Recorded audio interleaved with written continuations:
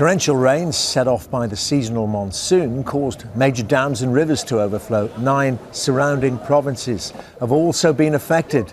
Let's get the latest from Mike Cohen. He joins us on the line from Manila. And Mike, conditions sound quite dreadful. We're on our probably 23rd hour, Dermot, of a red alert status. Red alert means that it is raining intensely.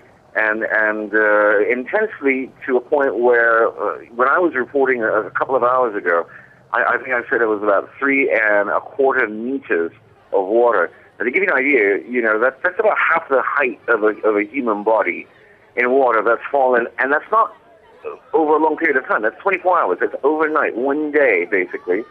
And we've seen, rivers, roads turn into rivers. We've seen open spaces, football pitches turn into huge, massive swimming pools.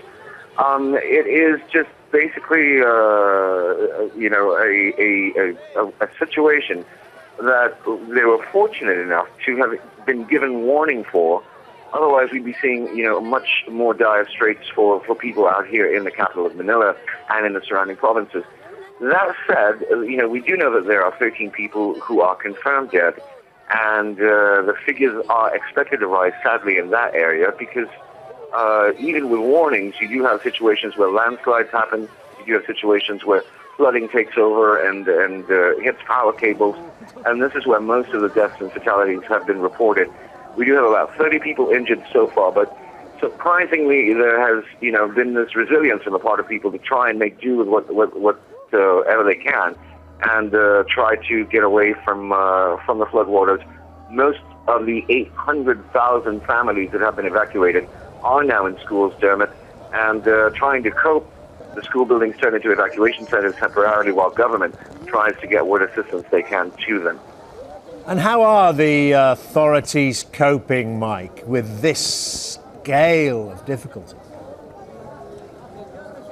Well, at this point in time, according to Secretary Soleiman, she's the head of the Social Welfare Department, they basically have released what is somewhere in the neighborhood of roughly $1.5 million US to the disaster victims. Obviously, that's just initial food and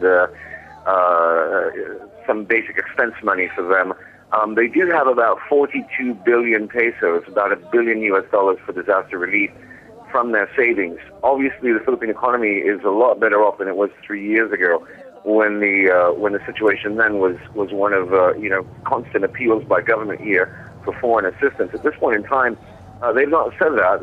They've welcomed help from others, but they're doing what they can do with what they have. Of course, that said, I'm sure that we're going to hear probably calls from the International Red Cross and Oxfam to lend assistance for those who can to people who are in desperate need in many parts of the country at this time here in the Philippines. Mike, thank you very much. Mike Cohen there with the latest on the flooding in the Philippines, in particular Manila and surrounding districts.